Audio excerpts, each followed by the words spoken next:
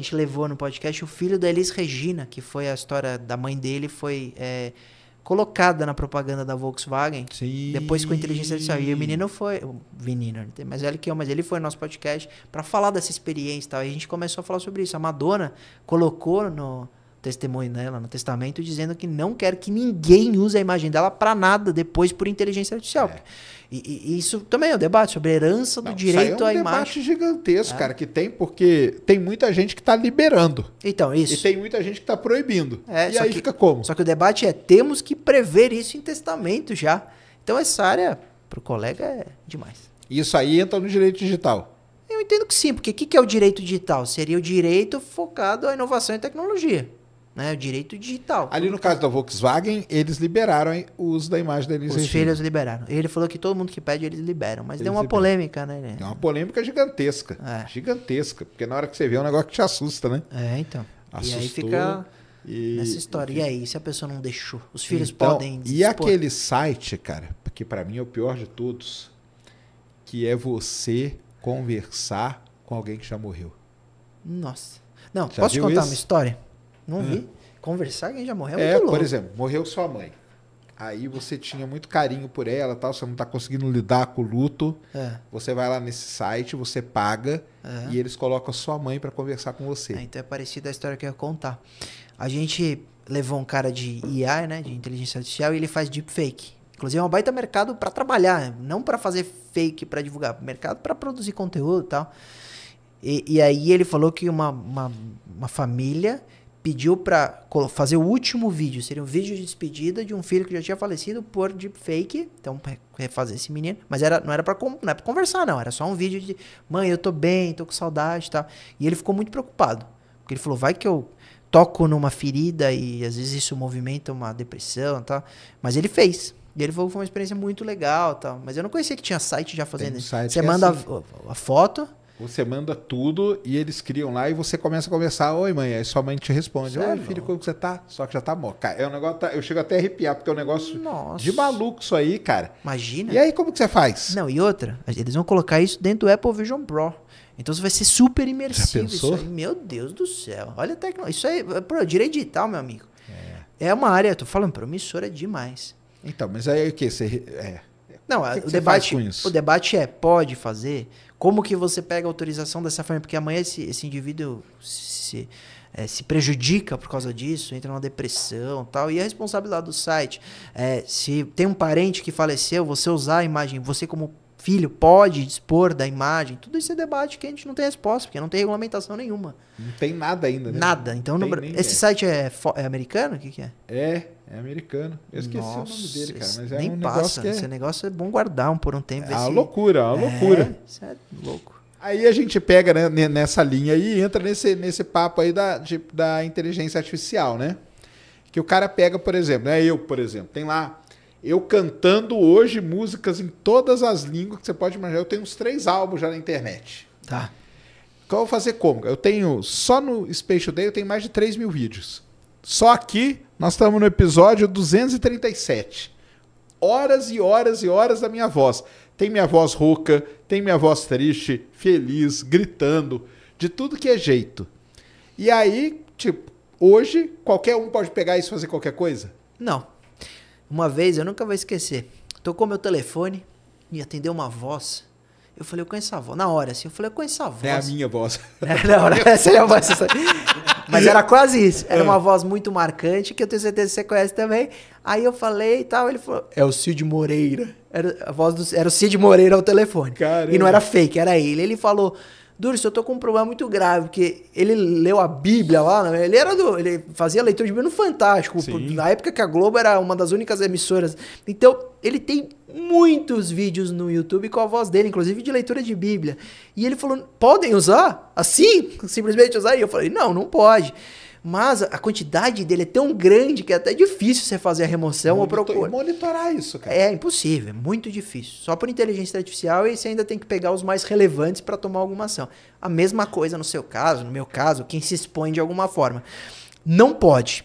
Por isso que talvez a ideia não seja a gente ficar indo atrás dos vídeos. Teria que ir atrás do produtor, achar esse cara que está fazendo isso. Até porque se o indivíduo está só fazendo um vídeo para ganhar um dinheirinho de monetização, tal, tudo bem, sabe? Às vezes até não incomoda. Agora, se ele está usando a sua voz para chancelar um produto de camisetas, tal, que é falso, que ele vai aplicar um golpe, estelionatário, fraudador... Então, eu tenho problema com isso, porque tem uma galera no TikTok, eu tenho um pessoal que usa, esse aí da música eu tô nem aí, eu acho legal. Agora, o pessoal no TikTok que tá usando minha imagem e minha voz para ficar divulgando coisa de conspiração maluca e tal. O Rezende teve aqui, o Rezende tá com um problemaço, né? Também porque usaram aí, por inteligência artificial, ele divulgando umas coisas lá, nada a ver. O próprio Cariani, que a gente encontrou aqui agora, né? Usaram a voz dele, também a imagem dele, tudo. Você deve ter visto aquele caso do Galvão Bueno, né? Galvão Bueno. Que fizeram ele detonando os caras da CBF. O vídeo tem milhões de views. Aí vai ele pra falar que não é, tem milhares de views, né? Não chega em todo mundo, né? E aí como que fica isso? Que isso é complicado demais. Mas tem que fazer alguma coisa. Então a gente tem duas formas de fazer. Quando é crime, né? Nós tivemos vários famosos envolvidos e eles chancelam um produto. Teve um vídeo muito engraçado, mas falso e criminoso, que é o Celso Russomano. Olha a inteligência desse fraudador. É o Celso Russomano, ele tá lendo uma folha, papel A4, e ele fala assim, essa aqui é uma decisão do Procon, então ele é o patrulha do consumidor, do consumidor. Isso aqui é uma decisão do Procon, que exigiu que, sei lá, as Casas Bahia vendessem 5 mil iPhones por R$300, porque eles entregaram sem carregador, tem uma desculpa lá. Cliquem no link e aproveitem. Aí tem o link lá fraudado das Casas Bahia, os caras clicam e compram. Então ele foi além da fraude, ele foi no contexto, é muito inteligente por parte do fraudador e deve ter vitimado muita gente. Você tem que ir atrás do produtor, então esse indivíduo ele hospedou esse site em algum lugar, se ele usou uma rede social, a rede social é obrigada a armazenar IP, você consegue quebrar e encontrar, mas tem uma outra figura envolvida que tem que ajudar de algum jeito, que são as plataformas, que nem você falou, tem um monte de vídeo no TikTok. Você concorda que esse canal de denúncia deveria funcionar de uma maneira um pouco mais célere ou mais robusta? Falar, eu sou o Sérgio, tá aqui minha identidade, que tem que mandar um documento, tudo bem, mas esse vídeo é falso, estão usando indevidamente. Igual você dá strike no YouTube, funciona? Porque nessas plataformas de Instagram, TikTok e outras, isso é tão livre, é tão descontrolado, e realmente é. Bem que a gente tem que escolher, às vezes, vídeos que viralizam mais para optar pela ação judicial, porque senão você vai sobrecarregar o judiciário com milhares de ações. Ah, entendi. Então tem uma... É problema. Agora... E é muito novo também, né, cara? Isso é muito recente, ué. Mas lembra do caso da Cicarelli? Na praia, lembra disso? Foi a primeira vez que teve uma decisão judicial que mandou tirar todos os vídeos sobre alguém. E funcionou muito bem. Isso, Mas era fácil naquela época, ou não? Tinha menos vídeos. Tinha muito menos, né? Muito menos. Se é hoje, imagina. Mas hoje o algoritmo é muito mais eficiente também. Então tem esses dois lados. Mas naquela época não tinha mais o vídeo da Cicarelli lá no mar e nenhum vídeo no YouTube. Eles conseguiram, por inteligência artificial, por reconhecimento do rosto, ali tirar. Então, capacidade técnica existe. Aí, na prática, às vezes, a quantidade de vídeos, etc., é complicado. Mas, se você denunciou, se você teve o cuidado de achar o vídeo e denunciou, isso teria que ter, no mínimo, uma suspensão prévia, uma análise. O problema é que deve ter uma quantidade absurda de denúncias e tal, e não tem uma atenção, porque custa caro, né? Você colocar uma equipe ou movimentar uma grande parte de tecnologia dessas empresas para cuidar disso. Por isso Mas você acha que isso, com o tempo... E as inteligências artificiais aí vão evoluindo, tipo, igual o pessoal fala, né? Veio para ficar, né? E tudo. Você acha que a própria, não sei se isso é uma questão da justiça e tal, ela vai sei lá, se munir de mais pessoas, de mais coisas para... Porque esse negócio aí, cara, pode ficar uma coisa sem controle total, né? Isso que nós estamos só aqui, ó, no comecinho. Imagina o que pode ter aí pra... Eu acho que a gente tem que criar, não é nem meios legais, mas é meios tecnológicos de solução. Então, por exemplo, vamos lá. Nós estamos aí na iminência da popularização da Sora, da OpenAI, né? Da Sora. Isso. Essa qualidade de vídeo é absurda. Vai colocar tanto conteúdo falso, né, ou montado nas redes, que vai ficar incontrolável, vai ficar muito difícil cuidar. Agora, se a gente colocar, por exemplo, uma forma que a própria tecnologia, quando cria um vídeo, ela coloca um label, mesmo que seja oculto. Para quando você subir no YouTube, o YouTube identificar que é feito por inteligência artificial, ele dá uma olhada se tem o rosto de alguém e etc. E automaticamente já faz uma seleção, isso funcionaria. Mas isso eu acho que tem. O problema é que tem o outro lado também. Tem os caras trabalhando no contra-label. Então né? aí é um problemão. Aí é incontrolável. E aí vai ficar um problemaço. Porque eu acho o que vai ser... Eu já tenho que falar, ó, o dia que acontecer, vocês vão falar, vocês ouviram primeiro aqui. Eu tenho falado já faz meses e meses. Que eu acho que o que vai ser o grande divisor de águas nisso, cara, vai ser a eleição. A eleição vai ser. Eu não sei se você viu lá na... Em que país que era agora, cara, que teve Argentina? eleição? Não. É num país lá da Ásia. Que os caras, por inteligência artificial, ressuscitaram um ex-presidente que era do partido A, só que aí ele estava defendendo o partido B. Falaram, ó, até ele mudou de... E era perfeito, cara. Era perfeito. E isso deve ter feito muita gente mudar de ideia numa dessa aí, entendeu? Eu acho que ele... Não sei como que tá lá nos Estados Unidos, vai ter eleição agora. Eu vi que o ChatGPT ou outros lá já estavam fazendo uma movimentação de proibir usar. Eles iam proibir de usar mesmo. Porque eles sabem que não ia ter controle.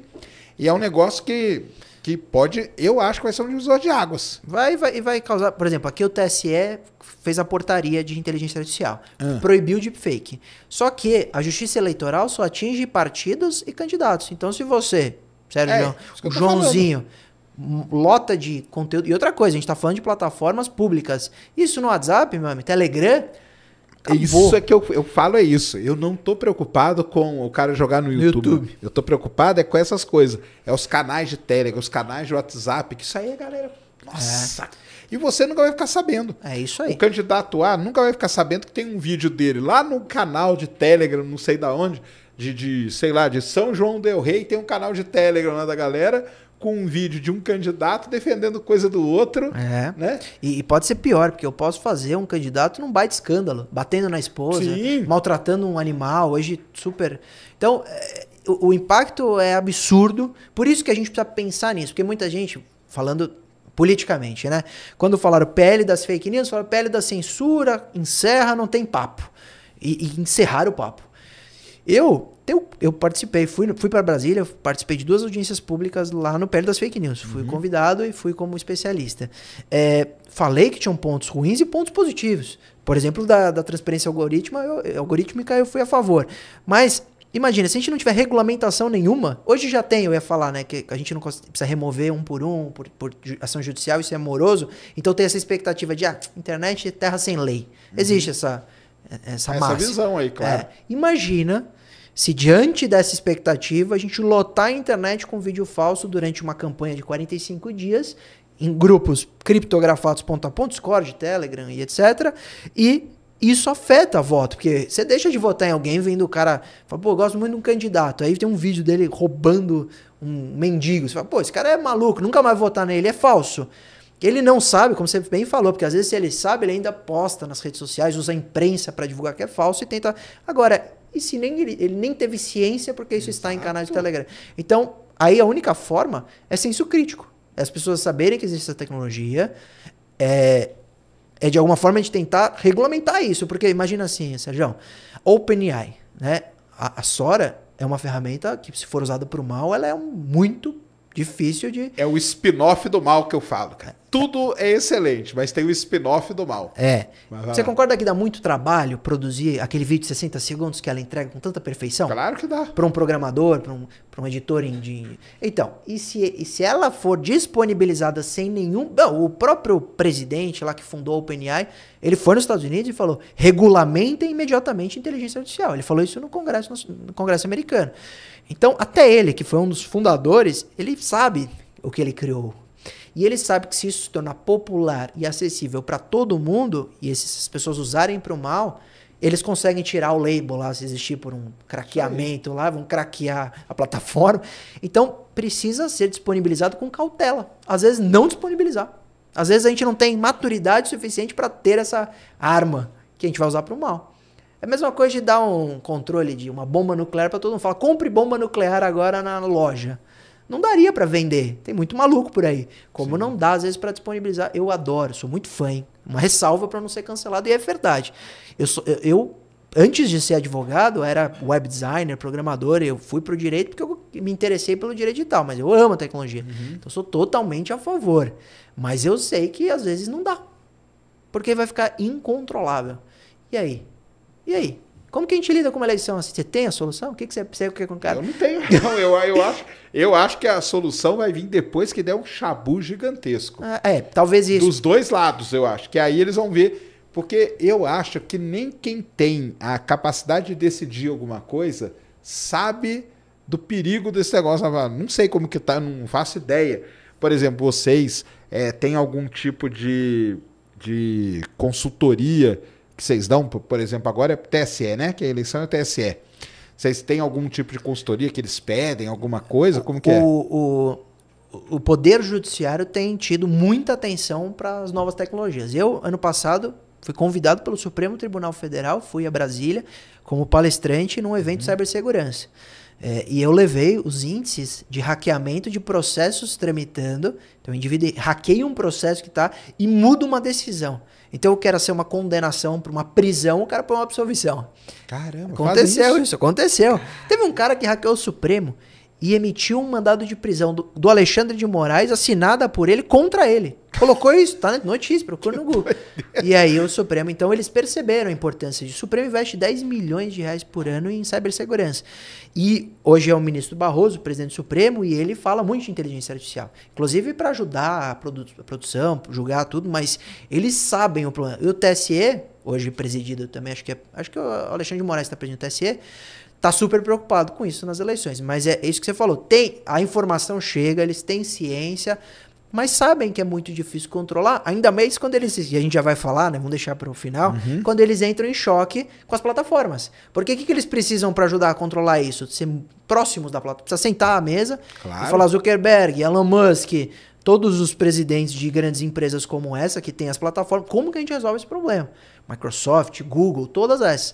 Só que há, às vezes, o conflito, como está tendo hoje. Elon Musk e Alexandre de Moraes, eles estão brigando. Então, se eles estão brigando, fica mais difícil ainda resolver. E você que está assistindo esse vídeo aqui no Talk Flow, dá para você virar membro, cara, do Flow agora. É um botãozinho do lado do botão de se inscrever. A gente faz um programa semanal só para os membros. Olha! Então, fique esperto aí. Se quiser virar membro, tá bem aqui do lado, é mó merreca, custa menos de R$8, irmão.